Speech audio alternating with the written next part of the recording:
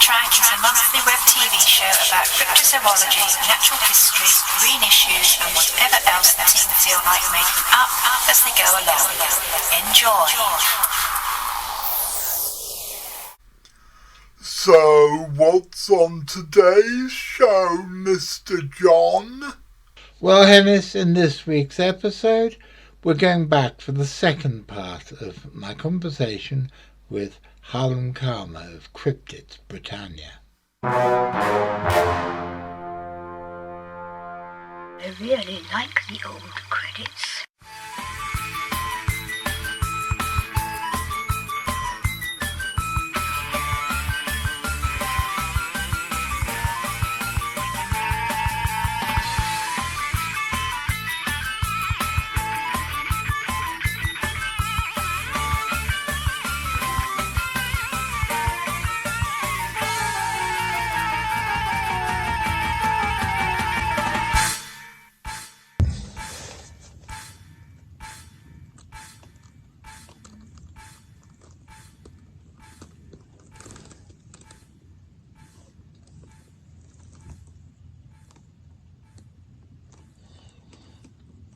Here we are on a muddy and wet Monday afternoon. It's actually the day of Donald Trump's inauguration. And here we are outside Morrison's in Bedford, showing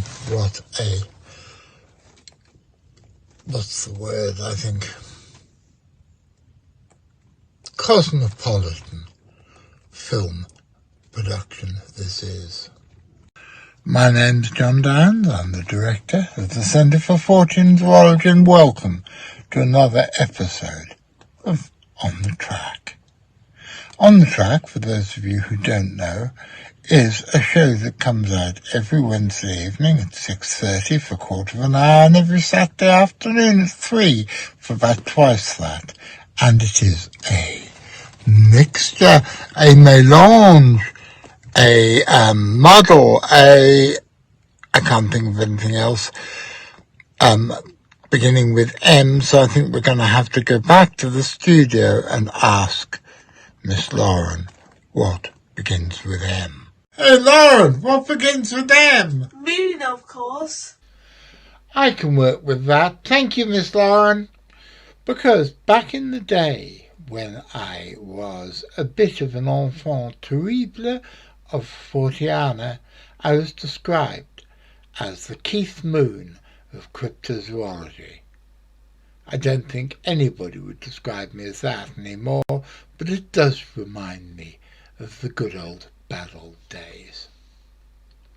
But anyway, On the Track is a mixture of hard science, weird shit, and surreality. What's surreality? I think you're probably going to have to ask Miss Isabel. It's drinking from Mons up a straw.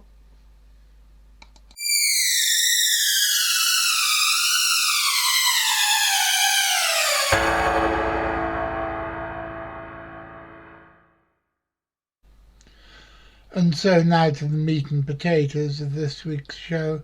It's the second part of my conversation with Harlem Karma, a young man who runs the YouTube channel Cryptids Britannia, and whom I confidently predict has a long and interesting career ahead of him. He's certainly somebody to watch. You were dealing with a series of rotting and mutilated dead sheep found in a field that was in Cumbria, wasn't it? That was, by Kendal in Cumbria, yeah. Has there been anything new about that?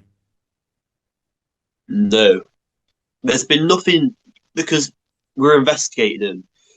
The first time I went there, I went with Mick and his partner. We went up there. We were only expecting maybe some bones. We weren't expecting so many full bodies, I guess you could say. So we went up there, looked around, we talked to the guy who had reported them. We went off. I went back alone a week later to look around and collect a few samples. with the slightest chance that I could be able to send them off, which I did. Nothing ever came from it for whatever reason, and I continued to go there pretty much every week. There was one time where a new sheep was found, but nothing seemed to have happened to it. But now, reflecting back at it, I feel like I should have flipped it over, see if there was any woundage on the other side. But nothing strange there.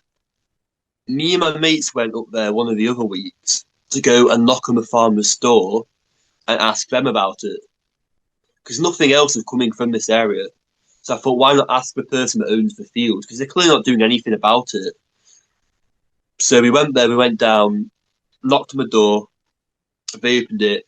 We asked about the sheep, and they said, what sheep? There's not any sheep up there. But we were like, we've just been up there, there's sheep, what's wrong with them? And they closed the door on us. So we went out. I came back a few days after. The sheep had been removed. They got rid of them. Whether that was because of us asking about them or something else, I don't know. So there are now no sheep, dead or alive, in that field. There's alive ones, but the dead ones have been completely removed. Good God. When was that? Like, I think this was between possibly February and April time last year, between that duration. And have you been back since? I've not been back since, no. I feel like if it was a big cat, it would have moved on by now, if you get what I mean.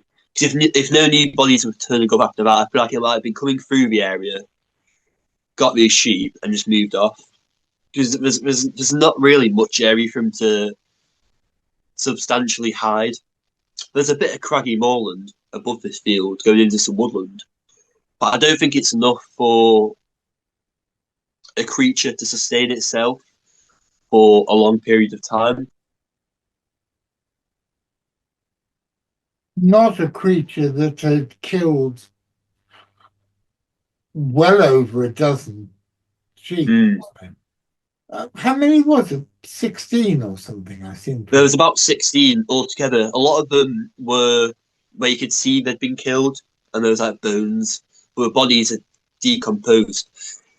They were all they'd all been killed at different periods of time, it seemed. Some were more fresh, some were older, which was a bit strange. But there was a lot of sheep, a lot of dead sheep, yeah. It's very interesting that it had all been removed after you went and doorstepped the farmer.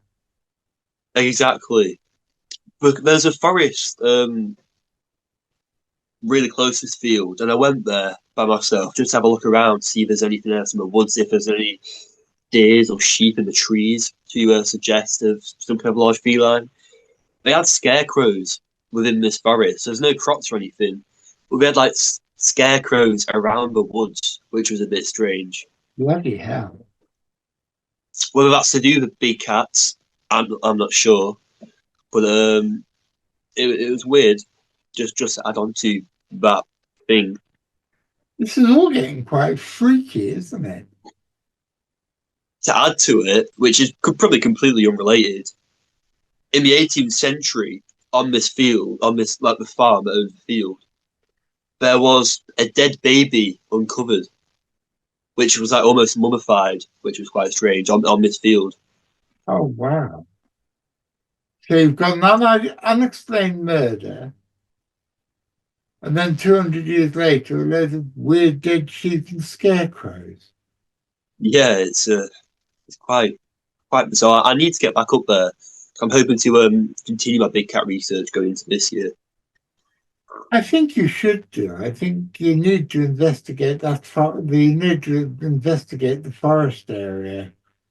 Yeah, Deeper. I think I will do, especially with it like being snowy now. I think tracks are going to stand out a lot more. Checking around hedges and stuff where big cats do usually like to stay at. And also look on the hedges, especially on brambles. We've got these hair samples. Yeah, exactly. It's just finding a place to send them. I know the person that's researching up there as well, who's a woman, who sent them to the University of Warwick, Is that where they Sharon, got Sharon Larkin?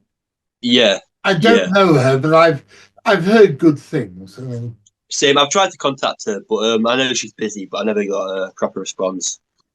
But at least I know now where I can send them. Rather before, I was a bit stooped. I didn't know where to really give the feces and the flesh to. So yeah. well, the thing to do with hair samples is that you can send hair samples to me because we've got a guy called Lars Thomas at Copenhagen University who is a Mm. hair expert and can tell Oh. species of animal from the scalation patterns on the hair. Mm.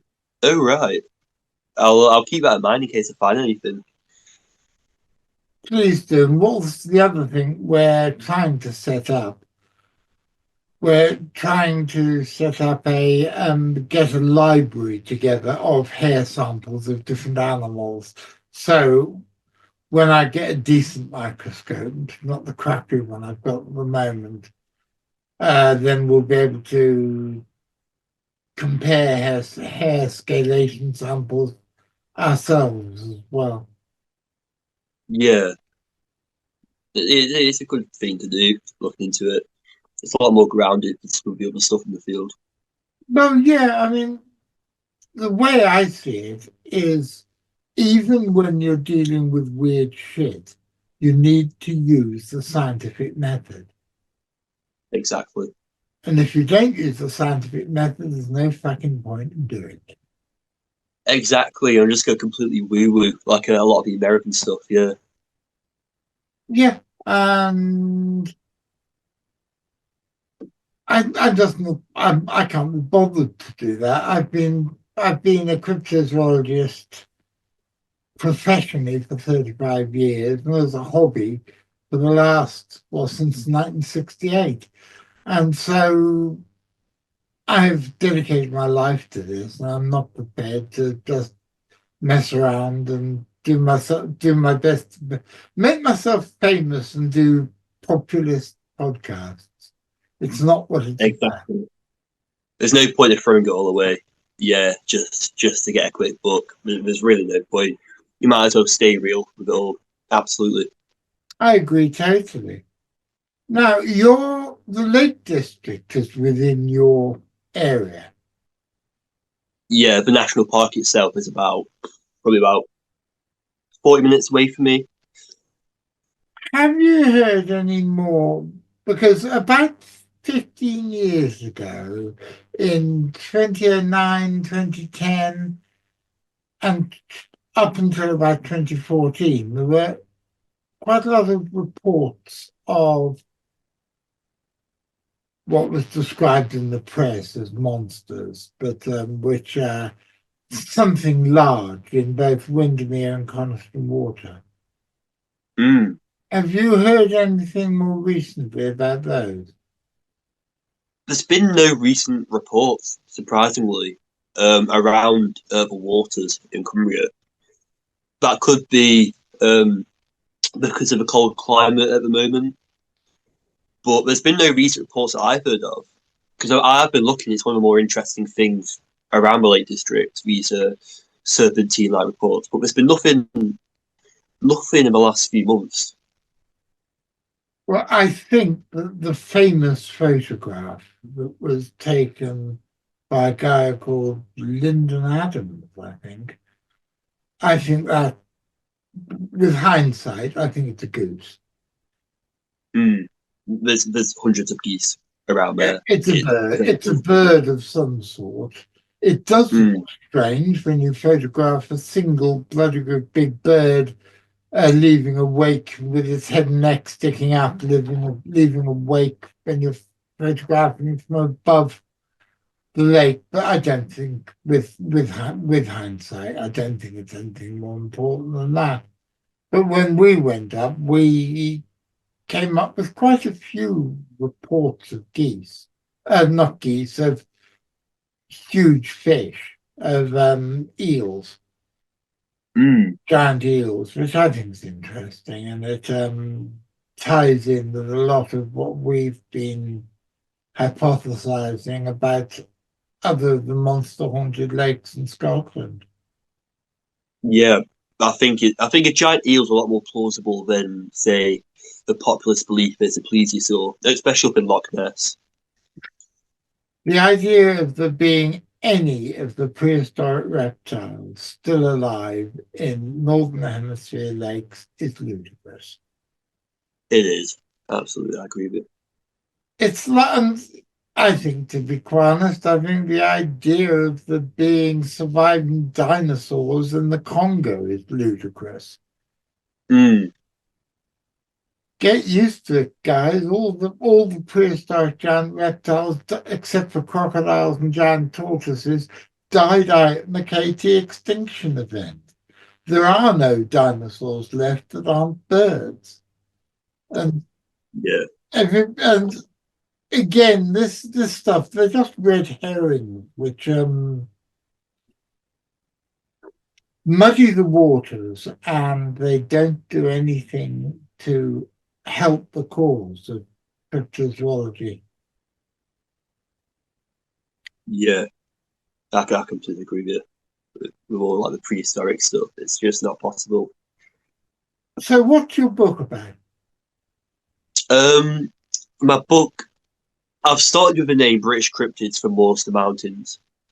So I want to start it from down south, Cornwall, Devon area, and slowly go up to the Highlands of Scotland. And I kind of want to do it where it's the folklore, the cryptid sightings from around the UK. What my belief in them is, what I think the most likely possibility of them being is, and just some of the stories that have circulated in the past. I think that's fantastic. Sadly, Thank you. sadly, there's been recently somebody did something like that, but it's complete nonsense. No, Yeah, as my granddad used to say in the First World War, no name, there's no patrol. But you and I both know who I'm talking about, and it's complete. yeah. But I think a serious look at all these is a brilliant idea. How much have you written? I'm about halfway through, but I'd love some help from you with it. Just Of some course. like ideas and stuff, just to make it more grounded and more realistic, rather than going in a more fantastical route. Well, send it down to me, and I'll send me down what you've got, and I'll critique it for you, and I'll give you ideas of what to chase up. Amazing, I will do. So, apart from the sheep, what else are you planning to do now in the new year up in your area? Um, like I said before, I want to branch out because I don't have a car at the moment, so I'm kind of stuck with buses, either that or getting dropped off and picked up at places. So I want to branch out, go into places via the train. Like I said, I'd love to go up to Scotland around Loch Ness, as there's more up there than just the Loch Ness monster. There's plenty of sightings around the Isle up there, and I want to get back to the east around Bempton. But my area, um, just last night, one of my friends said he witnessed what looked like a UFO, some of a strange craft with three large green orbs below it just shoot off towards the bay, which was really strange. I wanted into him. But there's been a lot of UFO sightings across Morecambe Bay, where I am, just outside my window. So I want to do some more stuff there, maybe some stargazing when the skies clear up a bit more. Cryptid wise, there's not been much really, apart from if you go down a little bit towards the Winter Hill area. I don't get too much up here, but hence why I always travel out a bit more. Well, my old mate Nigel Wright lives just down the road from you. Mm, I will introduce you at some point. because he's a dear old guy. I'm very, very fond of him. And he knows Mm. an awful lot about this stuff. One thing hang on now, I've completely forgot. I got something very clever to ask you, and I've completely and utterly forgotten. No, that's completely stupid of me. I've completely and utterly forgotten what I was going to ask you. It's Uh, one of the failings of becoming an old man. My memory is falling apart. Because I never thought I'd get old, but no sadly one I does. did. No, I don't think anyone does. Just one day in about 50 years' time, just remember this conversation, think, oh God, that old bugger was right, I'm old now. But if there's anything I can do to help, please, please, please just ask. I'm very interested in your research. I'm fascinated by the story of the wood knocks or stone knocks or whatever they were in that forest. And I Yeah, think that you've just got to follow this stuff up because you've got a hell of a lot happening. mm, absolutely. I've It's crazy because he's not really had an effect on me. Everything I've experienced, it's like to me, knowing it's real. I'm surprised I've not gone insane. Honestly, like everything that because if you spoke about it to any regular person, they won't believe you. So like keeping it to yourself is it's a strange feeling knowing almost. Yeah, it is a very strange feeling. And when you can find like-minded people who actually also believe in this stuff, it Mm, is both liberating and oddly frightening because you'll think, oh my God, I'm not the only one. It becomes almost overwhelming. yeah, no, completely. I mean, with our field, it's great to speak to like-minded people like yourself, like Nick. But you've also got to be careful with who you speak to, because any tale that you tell can be spun in any way someone else wants it to. Oh, So yeah. as long as you know your people, you're fine. You're set. That's one of the reasons I do the show because although deep fake technology is probably good enough for me to be able to make a AI version of Harlem Karma and get him to say get him to say what I want him to say. I don't actually know how to do it. So the fact that I've got you on the show talking to me, it is pretty obvious it's you saying what you want to say. And I've just remembered what I forgot to say. Your YouTube channel got closed. It did. It got terminated by YouTube, which completely broke me. But I'm back with it now. Yeah. Was that because of a complaint or? It was copyright for the video from when I first started the channel, which had just been followed up from 3 years, 4 years ago by some foreign music maker. It just got taken down. But I didn't know what it was at first. I got nothing from Google or YouTube. And have no warning whatsoever. My friend just contacted me asking what happened to the channel, so I went to check and I was like, it's been closed. What's happened? So I had to reach out to YouTube and ask, and they said it's due to copyright and all that. So I've started again. I've started a new channel called Cryptis Britannia, where I'm focusing on making solid documentary-esque videos around the UK on the subject of cryptozoology, the paranormal, and ufology. At a higher, what do you call it? A higher production kind of, because I do film and photography at college now. So I've got a better camera. Before I was using my crappy Android. Now I've got a proper filming camera. I'm just getting out and I'm trying to make the best videos I possibly can, educational at the same time. Well, I wish you all the luck in the world. If there's anything I can do to help, just give me a shout.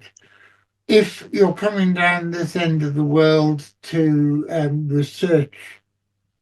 do research for your book, you're welcome to stay. I'm not going to be here after April or May. I'm going to be in Exeter, but you're welcome to stay at wherever the CFZ headquarters is, and we'll do our best to show you around and take you places. Thank you. I'm sure I will be down to your neck of the woods sometime soon in the next year or two. I'd definitely love to. I love Devon and Cornwall, the moors, especially Exmoor. There's something about it that's really eerie, just the vastness of it. With all the big cats seen down there as well. I definitely plan to. 100%. I'll contact you if I do so. If you want to support us and help us make more content like these, please press like, subscribe, follow our Facebook page and check out our Patreon. And as the ghost of Joe Strummer, who's an ever more regular visitor to my little studio, says, don't forget to ring the notification bell, otherwise you'll miss the new episodes. And that would be an awful pity, wouldn't it? If you've been affected by any of the topics in today's episode, you can just bugger off, because we don't give a monkeys. Bloody well get a grip. Sort your own bloody problems out rather than ringing up somewhere. That was a public information film. And that's just about it for this episode. I hope you enjoyed it. I want to say a big thank you to my guest this week, who's been the fascinating Harlem Karma.